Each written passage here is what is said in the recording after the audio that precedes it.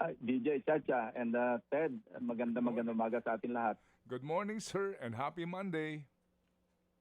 Yeah, happy Monday. Happy week ahead. Opo, yes, sir. Ito si Chacha. Yes, Senator Ping, dito na natin umpisahan. Kanina nabanggit ko nga po, isa sa mga issue na ni-raise po ni Senator Alan, tungkol po sa paglobo ng SALN nyo. Binanggit nyo na po na hindi yan doble, actually quadruple yung naging increase ng inyo pong SALN from 58.7 to 244.9 million. Para lang po mas malinaw sa publiko, inaamin nyo naman po na oo, naging quadruple siya, pero ano po ba? Saan po nga ba ito galing? Para lang po mas malinaw. Para mas malinaw, nung nasa labas ako ng gobyerno, siyempre, wala ka naman masyadong ginagawa. So, nagkaroon kami ng isang real estate deal, na medyo malaki. May kasama akong dalawa rito na kapartners ko. At medyo significant yung halaga na kinita namin. Katunayan, hindi pa nga tapos yung aming singilin. Dahil, parang hulug-hulugan, inabot pa ng maraming problema, yung nakabili. So, hanggang ngayon, as we speak, meron pa kaming collectibles. Oo. So as a private Ang individual... emphasis ko lang dito, Yes DJ, po. kasi alam mo, I think I've said enough and even more, dahil sa sinagot ko. Dahil alam mo, pag inatak naman yung ating integridad, kailangan na magpaliwanag ka at sumagot ka rin. Kasi unfair naman yung magkakaroon ng insinuation, dumoble, wala naman masyadong maraming paliwanag. So ako na yung sumalo at maliwanag na fake news yung kanya sinasabi dahil nanguhula siya, dumoble. Kinurito pa nga siya, hindi dumoble, nag-quadruple. Kasi ito naman, makikita naman sa aking income tax returns do sa taxable years 2023 and 2024. Oo. Ang binayaran ko ng 2024 for the taxable year 2023, 10.5 million pesos. Kasi ayoko rin, alam mo, diniscuss din namin ito ng aking ibang kasamahan, na napakalaking halaga, sayang naman. Sabi ko, kaysa mag-explain pa ako later on, alam mo, this will haunt me kung sakalin dadayain ko pa yung tax. Bayaran na lang natin ng tama. Oo. Oo. So yun, 10.5. At sumunod na taon, 2024, na nagbayad ako ng 2025, nasa mga 2.8 kasi yung ibang siyempre may mga nakolekta pa. Basta nagko-correspond doon sa aking income, pinapal ko ng tama kasi nagko-consult din ako sa mga kaibigan kong taga-BIR. Mas mainam na yung ganon para kwentas klara. Okay. Pero para mag-insinuate, na parang kurap ako dahil nagdoble, hindi ko maintindihan eh. So, yun. Ang ano ko lang, parang, alam mo, wala akong pork barrel. Since nung naging senador ako at mula pa nung nasa law enforcement ako, inalagaan ko yung aking integridad. Wala akong kinukuhang suhol galing sa mga gambling lords, pati yung mga nagtatransact ng business, yung mga contractor, supplier sa PNP. Sinisigurado ko na walang potong. Kaya nga nakapag-lead ako by example sa PNP at tinuloy-tuloy ko itong aking advocacy nung ako'y naging senador. Ang sumalubong nga sa akin, hindi naman kaila sa inyo, di ba? Noong 2001, sinalubong ako na Ador Mawanay, na late General Corpus, na meron akong $320 plus million, stashed in some foreign banks. So ako noon, ang ginawa ko pa nga kasi meron nakalagay doon na Citibank Hong Kong. Sumulat pa ako sa regional officer ng sa Asia. At sabi ko, ito yung mga bank accounts na ina-attribute sa akin. Paki-certify nga kung ito ba'y... Kasi nag-alala ko noon, baka nilagyan ng kung sino yung nag-open ng bank account para sa akin. Pag i-withdraw rin, para mapakita lang na meron akong bank account. Sige po. Sumagot yung Citibank sa akin, ang sabi nga, pattern ito ng credit card. So, long and short, nag-apologize pa si General Corpus publicly saka personally. Si Ador Mawanay nag-retract. Pati, alam mo, dinaanan ko na ito, ayoko na maulit, yung merong insinuation na lalalim hanggang sa matabunan. Kaya sinagot ko na kagad. Sige po. Senator Ping, you have answered that question already. Pero last na lang po sa issue na ito. Para matapos na ito, maglalabas po ba kayo ng mga dokumento para patunayan na talagang kung may paglaguman po sa inyong net worth, lahat po yun ay galing sa malinis na paraan nung kayo po'y citizen Income tax, kaya nga binulugar ko na nga pati yung aking binayarang income tax return. Oo. Yan, confidential yan eh.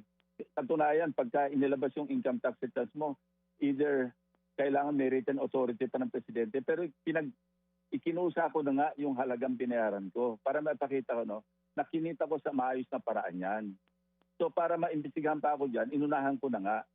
Oo, At so ako naka-ready naman ako kung gusto nila mag-imbestiga, sige. oo. Pero para, alam mo, para palawagin ko pa itong usapin nito, kaya nga tinapos ko na. And ang buwelto nga sa kanila, para maliwanag, ako wala akong insertion. Siya yung may insertion na 6.79 billion pesos. Sa 2025, GAA pa lang yan. Hindi niya nga ito ma-address eh. Ayaw niya nga sagutin eh. Dahil totoo, may record eh. Oo. Out of the 70 projects do sa 6.79 billion, dalawa lang yung hindi na-implement. Nasa mga 70 to 75 million. So ang na-implement niya, 6.715 billion. So ano yung mga proyekto na yun ang aming pinag-aaralan ngayon. At may mga dokumento kami para maipakita. Ito'y subject to validation of course. Pero may mga nakita kaming kung hindi man substandard, those projects sa Taguig. Ito yung aming pag-uukulan ng pansin niya. Kasi naghamon siya, well, I'll give it back to him. Oo. Senator Ping, sir, napapanood nyo ba itong mga live vlog na ito ni Senator Cayetano? Napapanood nyo ba mismo itong weekend, makailan ito? 3 yata ang kanyang live vlog at kayo po ang isa sa kanyang mga ini-starring.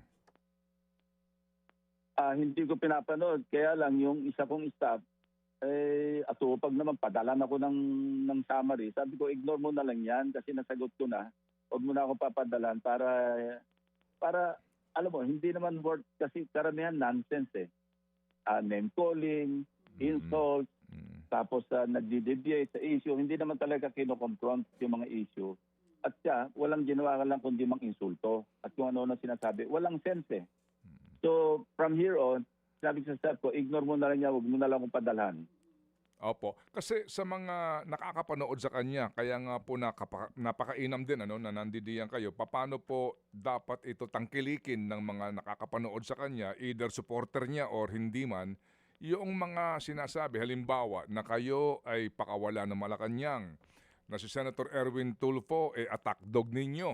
Alam niyo ho, yung masakit mang pakinggan, nakakairita, pero hindi ho ba bilang isang senador, public official, kami po ay obligado magtanong sa inyo ngayon, paano namin po ito dapat tanggapin ng mga nakakapanood rin dito po sa kanya mga sinasabing ito?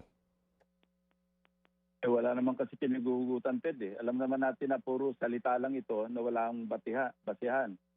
Alam mo, pakawala ng Malacanang, ako nga nagbulgar doon, kaya nga nag-resign ito sinabunuan, kung sino-sino, amin na pangandam. Sa akin nga nanggaling yun eh. Kung pakawala ako ng Malacanang, bakit dapat pinili? Tapos, iintrigahin niya pa yung lahat daw hindi ko naman nakaaway si Senator Chis Escudero. Hindi ko naman nakaaway si Senator Villanueva. Hindi ko nakaaway si Senator Tulfo. Pero tuturo niya, nag-iintriga siya para pag-away-awayin kami. So ayaw ko na nga siyang patulan kasi nga lumalawak yung usapin, naliligaw tayo o napapalayo tayo sa mga tunay na issues. Yung flood control, tutuloy yan. Nag-uusap kami ni Senator Tulfo, siya yung chairman ngayon, at ibibigay ko sa kanya yung mga dokumento at kung sino man yung mga resource person na pwedeng imbitahin. Ito lang issue ng flood control. Nabanggit niya na naman na kapag daw ho papunta na sa Malacanang yung issue, lumilihis na. May sinasabi siyang Bersamin file. Ano po, yung mga ganun po na mga kumbaga nahinto yung inyong investigasyon during that time na kayo po ang chairman. Nung ika niya, papunta na ho sa Malacanang, ang tinutumbok po ng ang issue.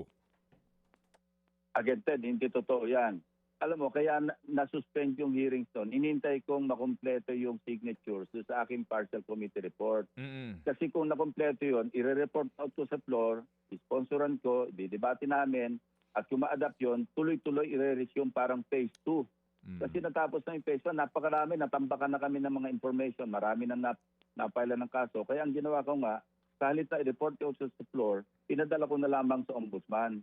At hindi naman sa pagmamalaki, Ted, malaki naman ang na-contribute ng Blue Ribbon Committee under my watch doon sa mga umuusad na mga kaso ngayon sa ombudsman pati sa Sandigan Bayan. So, alam mo, lahat ng patutsada niya, palihis eh. Parang alam mo, squid tactics. Kasi papunta sa Taguig yung usapin. Ngayon, lalo niyang alam mo yung sinasabing you poke the bear. nananahimik ako, hindi ko nga siya pinapatulan pati naman yung integridad ko, atakihin niya pa. Alam mo, ito lang yung pamana na iniwan sa akin ng mga magulang ko. Wala naman sila maipamana kasi mahirap lang kami. Pero para atakihin mo yung inalagaan ko since na pumasok ako sa serbisyo, even in my previous life, medyo masakit yung Ted. Na kung hindi mo sasagutin, alam mo yun, umabot ako sa noong 2001, 2002, nung binabanatan ako. Nahihiya nga ako pumasok sa restaurant na noon. Kasi tuwing papasok ako, nagbubulungan. At ang feeling ko, naniniwala sila sa mga binato sa akin. So, Senator, meron kayong pahayag na yung pong district engineer sa Taguig ho ba ay supposed to be kasama din sa mga nagkakasino at nagpapatalo sa kasino? May ganun kayong informasyon? Kasi mukhang ito rin yata ang nagpa-excite doon sa kabilang kampo kung bakit siya naging ganun. Ang kanyang mga sinasabi. Hindi district engineer, Ted, city engineer. Nasa akin yung record City engineer. Ang gumagamit siya ng 2 aliases. At ang kanyang win-loss record sa 2 aliases niya, nasa almost kalating bilyong piso. Isang 374 sa isang alias, isang 124 yata do sa isang alias. Win-loss ito, hindi ko sinasabing winning or losing. Yung in and out ng kanyang panalo at saka pagkatalo, umabot sa ganun. So naalala ko yung BGC Boys na ako rin yung nag-expose. So kung ang city engineer, ganun kalakas magsugal sa kasino, hindi alam ng pamunuan, ng lokal na pamahalaan, na ganun karangya ang city engineer mo. At hindi lang yung Ted, na-identify na namin, iniipon lang namin yung ebidensya, karampatang ebidensya. Identified ko na nga yung kanyang bagman. Patawid na kami doon, iniipon lang namin, Ted. Alam mo, nagkalkal ako sa aming baol kasi noong kami nagsasagawa ng Blue Ribbon Committee hearing, siyempre nag-prioritize kami, natambakan kami sa Bulacan, sa Occidental Mindoro, ang daming information. So parang na-set aside yung Taguig, na-set aside yung mga ibang lugar, meron pa nga kami sa Pampanga. Hindi naman pwede pagsabay-sabayan kasi overwhelming ang pasok na ebidensya. Now, that pinukaw niya itong usapin na ito, ngayon, sinabi ko sa mga staff ko, mag-focus tayo ngayon sa Taguig para may pakita at ipaliwanag kung saan napunta yung 6.715 billion sa isang taon pa lamang. Meron pa kami nakita doon 2020. Meron pa ng project yan, Diskaya isang St. Timothy at saka isang St. Gerard. Of course, iba yung nag-implement. May hawak na rin akong kopya ng mga cheque. Pero ito, dinedevelop to, work in progress lahat ito. Meron yung sinasabi kong defective o substandard o ghost. Kasi ang pagiging ghost nito, alam mo, nag-overlap yung linear, yung distansya sa isang span, naka-overlap sa isang span para makatipid yung contractor, para may pambigay na kickback. So, yung iba naman, pinatong-patong at kung ano nung ginawa para mapagtakpan yung dating ghost, ginawa kinumpuni. Yun, kakalkalin namin lahat yan para maipakita, ma-prove ko yung aking sinasabi na may mga ghost projects din sa Taguig. Opo. Anong mga taon itong pinag-uusapan natin na implementasyon ng mga questionabling proyektong ito sa City of Taguig, Senator? 2020. I think speaker yata siya yung panahon na yan. Speaker of the House. Opo. At meron pong report daw na mismong ang kapatid ni Senador Cayetano na si former Congressman Lino Cayetano ay nag-volunteer ng informasyon? Totoo yun. Isa sa mga true intermediary, merong nagsabi sa akin kung pwede raw tumawid at kung pwede akong kontakin ni Lino, yung kanyang kapatid, dahil gustong tumulong sa pag-imbestiga. Kasi marami raw siyang alam na mga ghost project sa Taguig. Yan, kinukot ko lang yan na verbatim. So, kinukuha ko yung, kung pwede makuha ko yung number, at sa kasalukuyan sa ngayon, hindi pa nasa-set yung aming pag-meeting. Pero ganyan talaga katalabak. And hopefully, hindi magbago ang isip ni Lino Cayetano. Kasi siya mismong, clarify ko sa akin, nagparating sa akin, siya ba mismo ang nagsabi na gusto niya makipag-ugnayan sa akin? Sabi niya, yes. Sabi ko, I'm willing.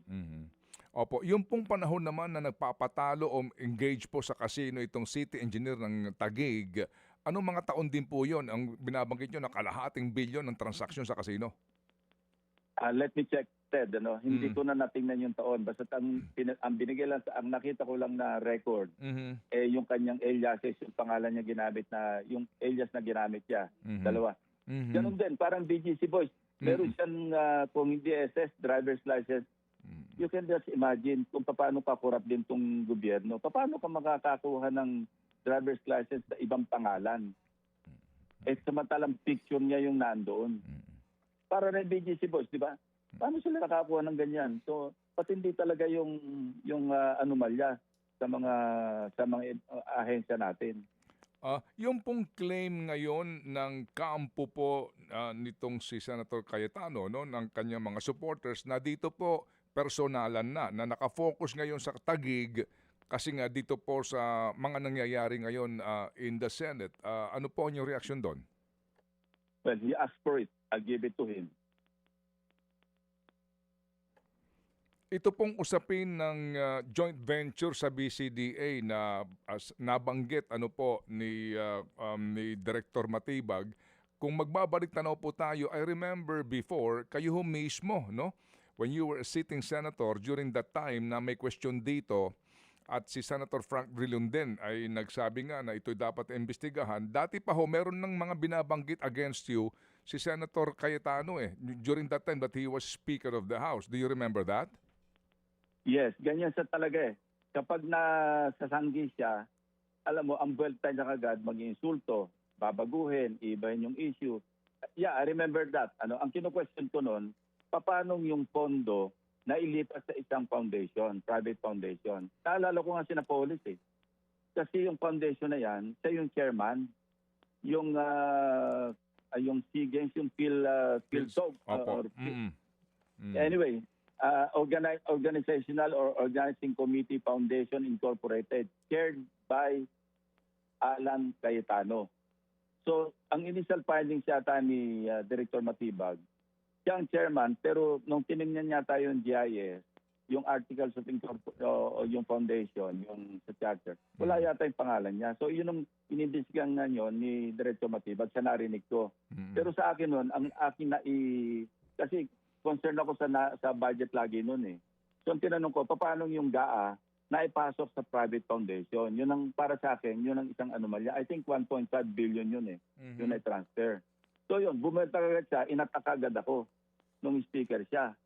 Dahil nga, kasama, aside from yung expose na ginawa ni Senator Risa Ontiveros, yun naman ang akin napansin dahil I think budget season yata noon, kaya kinukwestiyon ko na ilipat. Ganyan-ganyan yung Napolis Ted, di ba? Piniglilipat sa mga foundation, mga NGOs. Kaya, Go ahead, sir. Senator Ping, opo. Ililipat mo sa isang private foundation. Yun ang isang usapin niya na dapat sagutin niya. Tapos, nung nilapas ni Director Matibag, hindi naman nababanggit ang pangalan niya, bigla siya nag-react. So, ano yun? Karapat dapat ho ba talaga ngayon na balikan ang investigasyon dito? Although doon sa sinasabi po ni Director Matibag, wala pang binabanggit doon yung foundation ng PhilSOC na yan eh.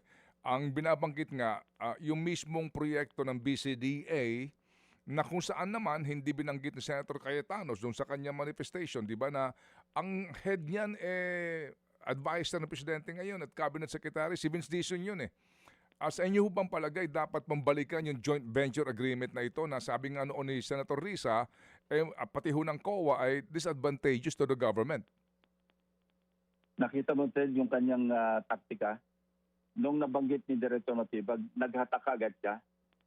Bigla niyang binanggit si Vince Dizon. Binanggit niya yung dating chairman ng BCDA. Ganyan siya eh.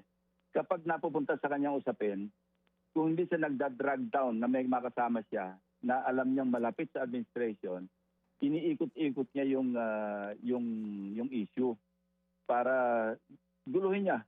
Squid tactics nga tawag dyan eh.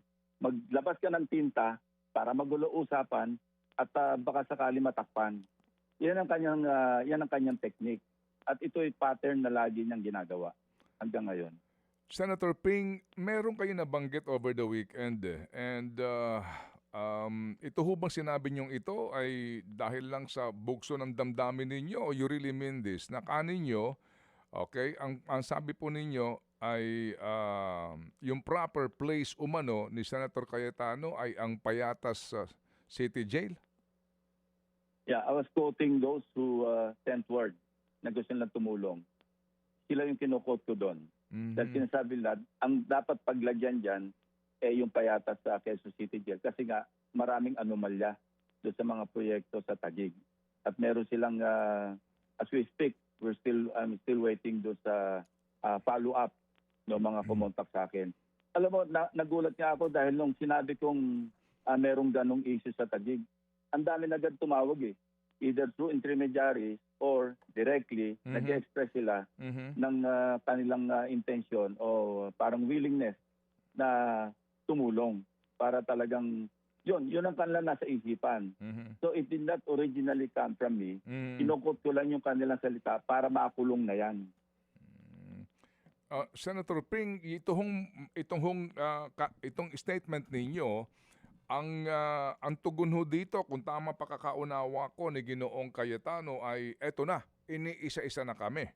Oo, eto na. At kagaya po daw niya kasi nga siya po ay active sa impeachment trial and pinag-uusapan, nabanggit niya rin po yung threshold po ng botohan eventually na ito na po, bahagi daw po ito ng plano umano ng Malacanang na isa-isahin na itong mga oposisyon.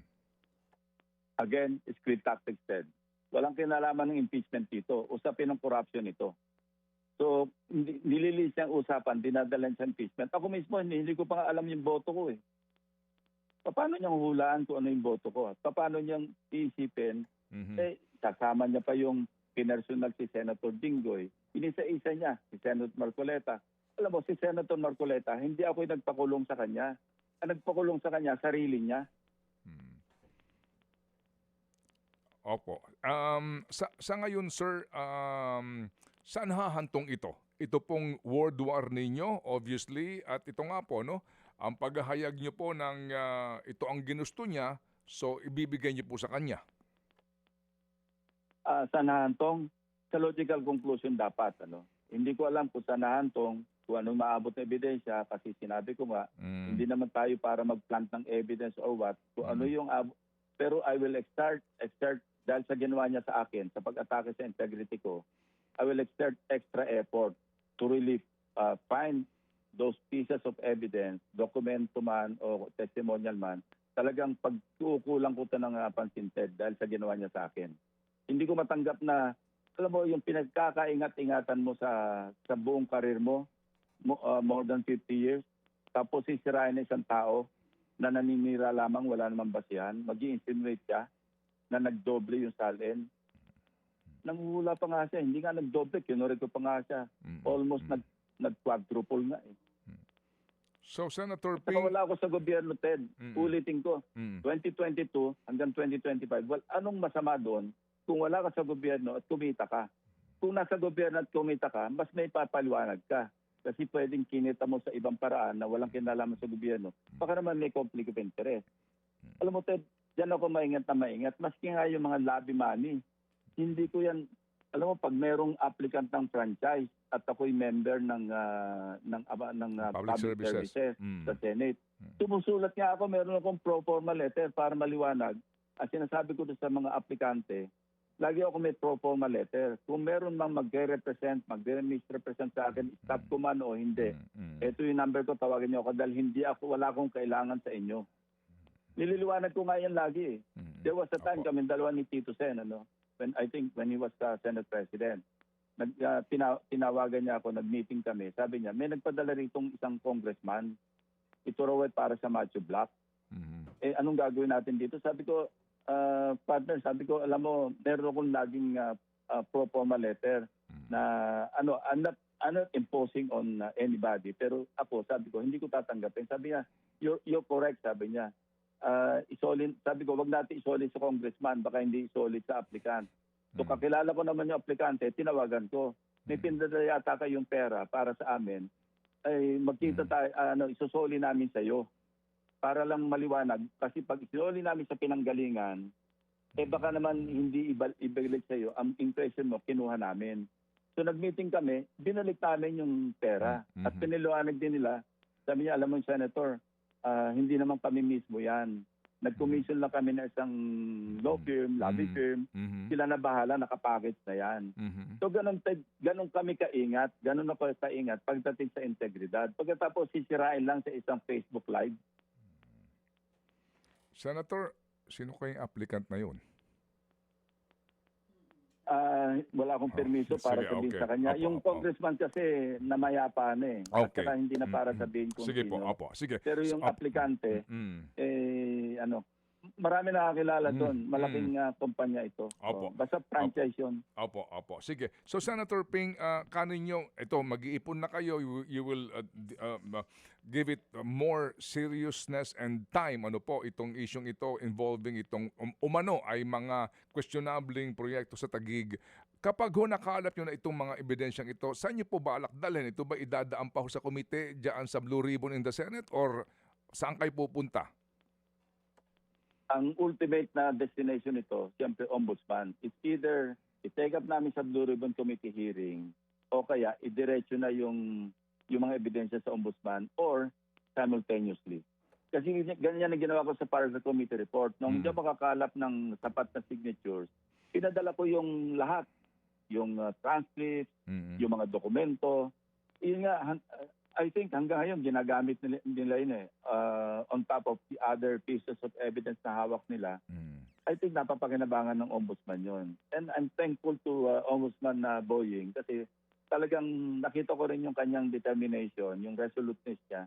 Kaya tiwala ako na laging pinapadala ko sa office niya yung kung ano man nasa kakalat naming ebidensya. And this is no exception.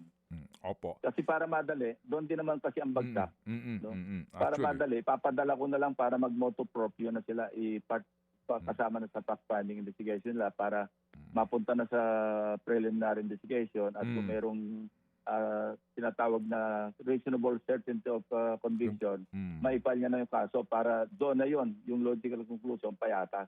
But will you deliver a privilege speech on that matter kung sakasakali po para maunawaan ng taong bayan at mailatag nyo ang facts ho ng mga sinasabi yung dapat na papanagutan ng mga nagkakamali dito po sa mga kontratang ito?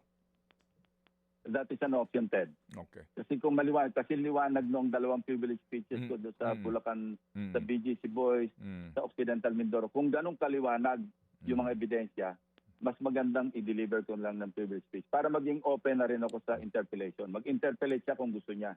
Iko-confront ko sa kanya yung matibay at maliwanag na ebidensya.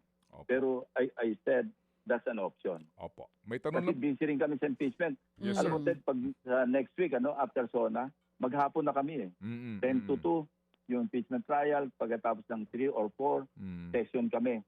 So tatamba kami na kami dyan. Tsaka yung budget, paparating na. Opo.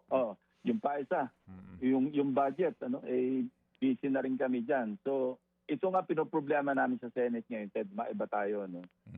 Even yung mga kwarto, kulang eh. Kasi ginagamit niya yung holding rooms, yung ibang committee rooms doon. Pag nag-budget kami, meron suggestion na mag-rent kami sa PICC para malapit. Again, yung logistical requirements, pati yung, alam mo, naawa kami dyan sa aming secretariat. Kasi paano gagawin nila? Magkasalimbayan sila between Senate at PICC. Yan ang hindi pa namin na-resolve. Kasi pagpasok pa ng budget deliberation, napakalaki ng problema namin at kasabay pa impeachment. Opo. May tanong po si Chacha tungkol sa impeachment. Go, Yes Cha. po. Senator Ping, sabi nyo nga po medyo marami na pong trabaho sa Senado ngayon. Yung impeachment and then next week, isang buong araw na rin kayo doon pa sa iba nyo pang mga budget hearings. Paano po kayo mamaya ni Senator Alan yan? Magbobotohan mamaya doon po sa Bank at BIR Records si VP Sara. Baka naman imbis na yun pong pag-usapan natin na mapag-usapan, ito po mga issue na na-raise po niya last weekend. Kinokus na namin yung last time kasi dapat niresolve na namin yung last Wednesday. Di ba nag-refer kami doon sa executive branch, nag-focus muna kami kasi ayaw niyang itackle sa floor. So sabi niya pag-aralan niya ng weekend, at et cetera, et cetera. So pinagbigyan. Pero may usapan na kami na may limit at wala na yung mga alien na mga issues. Ililimit lang doon sa usapin kasi impeachment trial yan, hindi naman yan session ng Senado. So bibigyan ng 10 minutes ang bawat senador na gusto tanong ng mga clarificatory questions sa defense panel o kaya sa prosecution panel. May limit yun. Okay. Kaya hindi pwedeng, I think i-resolve namin yan, magbobotohan kami dyan after nung oral argument between the defense and the prosecution. Pagkatapos may mga clarificatory questions kung sino man. And I'm sure, quite sure, na siya isa sa magka-clarificatory. Kami, alam mo, na-research ko na sa staff ko ito eh.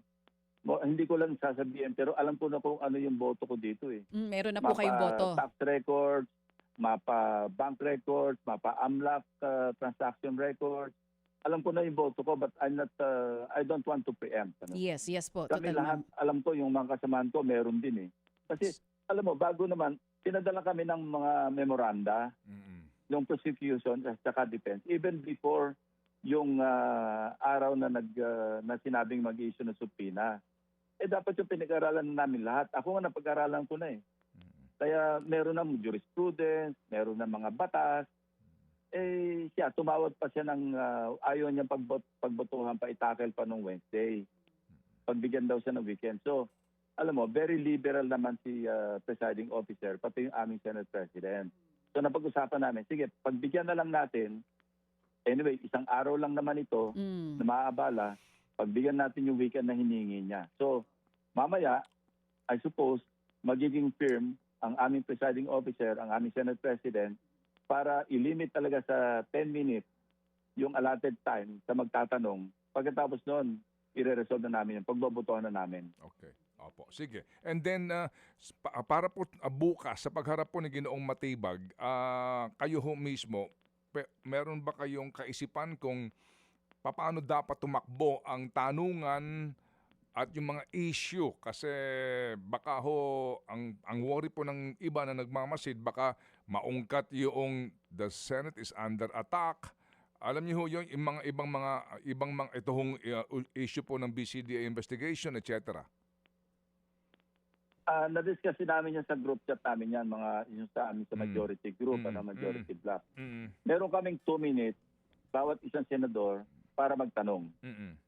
At ang usapan namin, gawin na natin stricto yung oras. Give or take, pwede naman pagbigyan ng additional 30 seconds, another 1 minute, pero hindi pwedeng forever. Kasi delayed na, masyadong 2 witnesses pa lang yung napapaharap namin, nakailan linggo na kami. So, I hope talaga maging stricto yung presiding officer, yung Senate President, na pagka sinabi nating 2 minutes, 2 minutes. Hindi pwede yung ikaw na lang, ikaw yung nagsasalita dyan na wala namang relevance doon sa issue at hand. Wala namang relevance sa impeachment, kundi iba-ibang issue para lang magpropaganda. Sige po. So, Senator Ping, kami po'y muli magmamasid mamaya, and thank you po for finding time to explain all of these issues, lalo na po doon kaninyo sa pag-atake sa inyo pong first and last line of defense ang inyong integridad. Senator Ping. Yeah, maraming salamat Ted, DJ Chacha, for having me this morning. Thank you. Thank